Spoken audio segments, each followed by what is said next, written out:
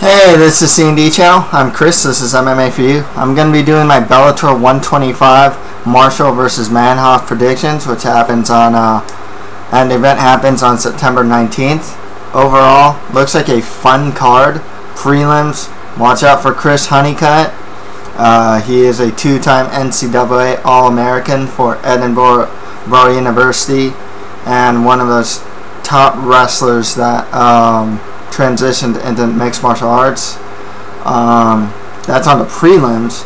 You also have Julio Cesar Neves, 20-year-old, 29-0, undefeated, training out of Run of a Cow. So pretty good guys on the prelims. Fun fighters on the main card. Manhoef versus Marshall, fun fight. Carvalho versus Rogers, should be another stand-up battle as well. Stapleton versus Yamauchi. Chance for an upset, but Yamauchi, it seems more of a showcase for Yamauchi. And Ayala versus Butler could either be a nice first, second round finish or really bad heavyweight MMA. One or the other, I don't know. Let's get started. On the main card, we have Melvin Manhoef versus Doug the Rhino Marshall. Okay, Marshall has an 18-7 record, 12 wins by KO or TKO, 4 wins by sub. He also has 6 losses by KO or TKO. 37 years old, trains out of elite team with the likes of Cody Gibson, fights in the UFC. Decent prospect in the UFC actually. Super heavy hands. He calls them rhino punches for a reason. He has legit one-punch KO power. Good Muay Thai. And his counter wrestling's improving. When you take him down, he's hard to hold down now. He makes it a good effort to really get back to his feet when he's taken down. Melvin Manhoef, 28-11 record with 1 draw and 1 no contest.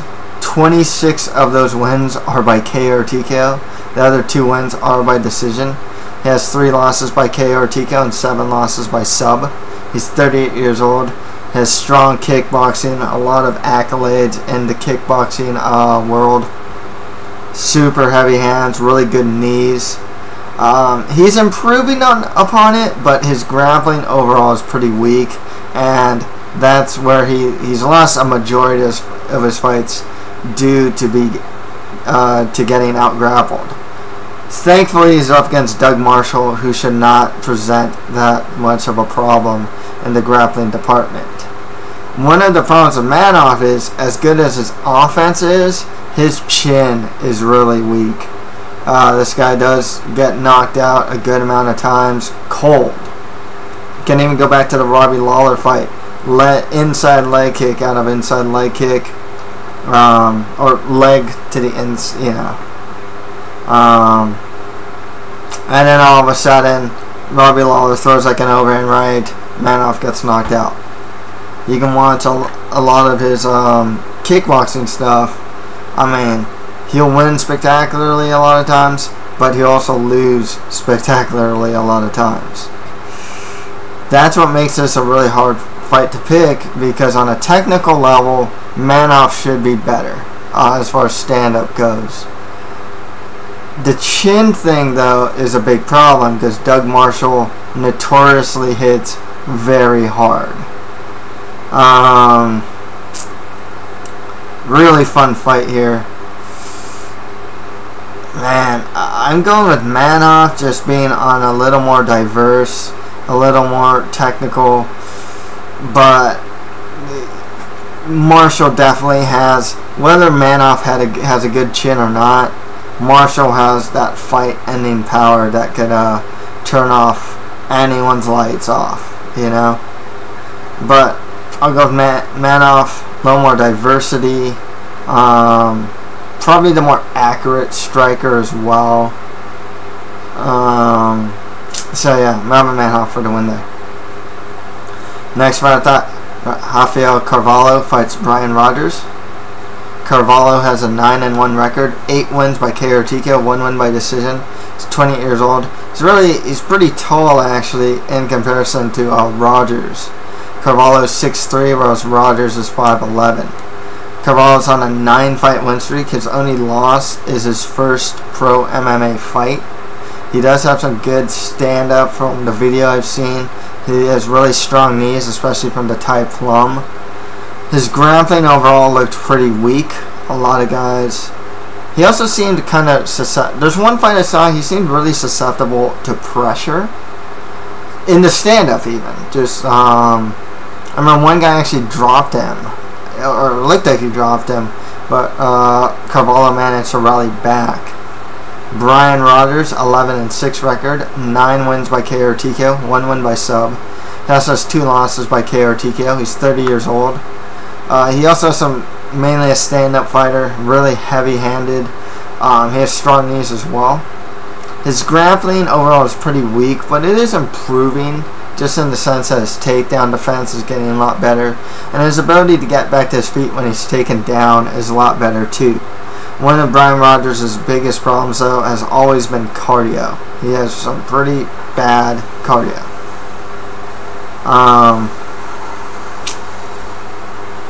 With that said, watching some of Carvalho's fights, there's some stuff I wasn't really impressed with. You know, he seemed a bit. His stand-up's good. He's mainly a striker, but there's still some sloppiness to it. Like I said, he seems susceptible to getting pressured. Rogers does have the weakness of cardio, though. You know, he can't really sustain his offense for a long amount of time. With that said, I think Rogers has also fought the better level of competition. So I'm going to go Brian Rogers for the win there. Should be an interesting fight, though. Next fight after that, Martin Stapleton fights Goiti Yamauchi. Yamauchi has a 17-2 record, 1 win by KO, 13 wins by sub. He's only 21 years old. He has some strong Brazilian Jiu-Jitsu skills, really good off his back, and as shown in the Mike Richmond fight most recently, his stand-up is greatly improving. Stapleton, 13-3 record, 4 wins by KO or TKO, 4 wins by sub. He has his 2 losses by submission. He's 31 years old. Very much a guy that's good all around, but not great everywhere. Stand-up's good, not great. He's good enough on the ground, just not great there. He does have some good cardio. He can maintain his pace for like 3 rounds. I won't even say he's probably even to 5. I'd have to check, but his cardio is pretty good. Yamaguchi, I mean, when he lost that one time against, I forgot his name now, Martinez? But when he lost recently in Bellator, it was to a superior grappler, or not a superior grappler, but a good wrestler with enough know-how and Brazilian Jiu-Jitsu not to fall for what Yamauchi was doing off his back. Yamauchi can get a little too content off his back, though, which is a big problem of his. In the stand-up, this can go either way. The fact that Yamauchi did well in the stand-up with Mike Richmond is very promising, as far as the stand-up goes. Stapleton, like I said, just very much an average fighter. Just a very good but not great guy. He doesn't necessarily have any particular liabilities in his skill set. It's not like he's a guy that gets easily outstruck or easily out wrestled or easily out jiu-jitsu'd or easily out clinched. You know, no real liabilities, but he's just not great everywhere. Whereas Goiti, his Brazilian jiu-jitsu is really good and his stand-up is greatly improving. Gotta go Goiti Yamauchi to win this one. Stern test for him, though. You know, like I said, Stapleton is definitely gonna be. He's not much of a prospect, but he is very much a stern test for Yamauchi. The final fight on the main card, we got some heavyweights as Javy Ayala fights Raphael Butler. Butler has an 8-0 undefeated record with 1 draw. I think his last fight against Nick Rossborough, if I'm not mistaken. 6 wins by KO or TKO, 2 wins by sub. He's 30 years old. He does have some good boxing skills. His grappling's actually improving. He actually saw it in the Rosbro fight, but it's still really weak. He's still a very raw fighter. His cardio did not look good in his last fight. Javy Ayala, 7-3 record, 3 wins by KO or TKO, 3 wins by sub. He also has 2 losses by KO or TKO. He's on a 2-fight win streak. This guy is actually a decent heavyweight prospect. Not a great, not like a blue chip guy, but decent. He has some good wins over Thiago Santos and Eric Prindle. His wrestling's actually pretty solid. You know, not a bad wrestler by any stretch. His stand-up's good. He can get a bit reckless, but you know, not great. And he is heavy-handed as well. I'm actually somewhat high on Javy Ayala, to be perfectly honest with you. I think he's, like I said, a good enough prospect. I want to even say he's still in his 20s, to be honest with you. I should have checked his age. I think he's still relatively young as well. Relatively well-rounded guy, which is good to see out of like a pretty, I guess, young heavyweight. But yeah, Javy Ayala for the win. I think he's just a little more well-rounded, and like I said, decent wrestler as well. Whereas I can definitely see Butler having a problem with that aspect if Ayala wants to utilize it. I want to say Ayala's cousin is or in an interview, I think it was Joe Soto is like his cousin, if I'm not mistaken. Okay, on to the prelims. Jesse Juarez fights Ron Keslar. Man, this one's actually hard to call. Jesse Juarez has a 21-9 record, 6 wins by KO or TKO, 7 wins by sub, has 2 losses by KO or TKO, and 5 losses by sub. 33 years old. He's a good wrestler with good top control. Stand-up's just average, you know. Not great, not necessarily a liability though. Ron Keslar, 11-6 record, 1 win by TKO, 5 wins by sub. He also has 3 losses by KO or TKO. 34 years old, on a 2-fight losing streak. Trains out of AKA. The big thing with him is he's actually a good wrestler, really good top control actually. He managed to get dominant positions on Rick Hahn in the first round, and he has some really strong back control. I believe he took Rick Hahn's back, and he managed to choke out War Machine, John Copenhaver as well. His striking, I'd say it's average, if not closer to below average. I would say Keslar does have a liability in the stand-up department though. This one's tough for me to call because I can see Keslar trying to go for the takedown and getting good position on Juarez. He's also a good wrestler himself though. So I'd say Juarez probably has a better stand-up. Wow, this one's hard for me to call. I think Jesse Juarez, he last lost to Adam McDonough, who, despite looking pretty bad against Kurashkov, is actually Adam McDonough. That guy's pretty good. He was just against a much better striker. Man, jeez. And I was gonna go Keslar to win this one by taking down Juarez.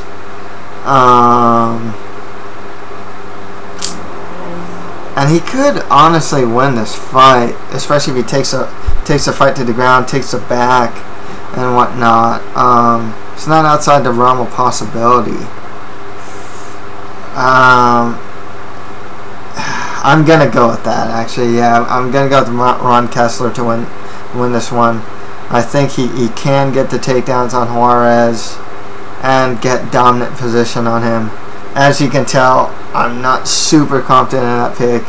It's Juarez, like I said, not a bad wrestler himself. I think what kind of scares me with Juarez though is he does have a good amount of losses by submission. 5 out of his 9 losses are by submission. I think that kind of hurts him. Granted, Keslar has 3 of his 6 losses by KO or TKO, so you know, they're both able to exploit that like weakness in their game. Next fight after that, Chris Honeycutt fights Aaron Wilkinson. Aaron Wilkinson was in The Ultimate Fighter. He had one fight in the UFC against Cody McKenzie and got McKenzie-teamed. Wilkinson has 11-6 record, 2 wins by KO TKO, 7 wins by sub. He also has 4 losses by submission. I can't really say too many notable things about the guy. Like, his striking was average. I remember he was decent enough on the ground, but nothing really stood out to me with him. Honeycutt, 4-0 undefeated record, 2 wins by KO or TKO, 1 win by sub. He's only 26 years old. He trains at the Dethroned Base Camp with that's Josh Koscheck's camp. But another fighters that train out there would be like John Salter. He's fighting the UFC. Another guy that's fighting there that's on this card is Anthony Ruiz as well. But he's got good friends with Koscheck or something like that. But with Honeycutt, super strong wrestler. I mean, this guy, 2-time NCAA All-American for Edinburgh University. So you know he can wrestle. It's transferred. It looks like it's transferred pretty well into MMA. Wrestling's, for a very few amount of fighters, wrestling for the most part transfers really well for MMA for a lot of guys. There's just a few guys that it doesn't. You gotta go with Honeycutt to win this one, you know, especially if he uses his superior wrestling to win. Next fight after that, Poppies Martinez fights Julio Cesar Neves. Neves has a 29-0 undefeated record, 18 wins by KO or TKO, 8 wins by sub. He's only 20 years old, training out of Reno Vacal. I know that Michael Falco used to train there. I think Jose Maria Tome trains out of there. Luis Noguera, I think, is a Reno Vacal guy, if I'm not mistaken. They're, I think they're a Lucha Libre school, if I'm not mistaken. They're not jiu-jitsu. They don't want to be, they're like, you know, rivals with jiu-jitsu. But Neves, you know, good stand-up. He's good on the ground as well.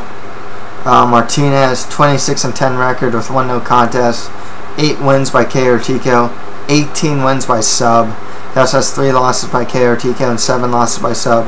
31 years old. He's actually got some solid Brazilian Jiu-Jitsu skills, and he's particularly good at chokes. His front choke series is really strong. Both these guys are for a 20-year-old and Neves to have 29 fights. That's a lot of fights to have. I mean, I know it's against like Brazilian regional competition and whatnot, but still, that's a lot more fights than some fighters will ever have.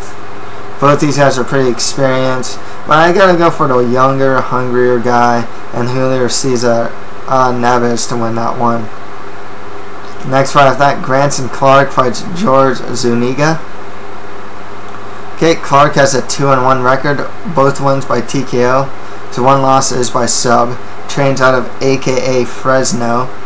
He's never been past the 2nd round.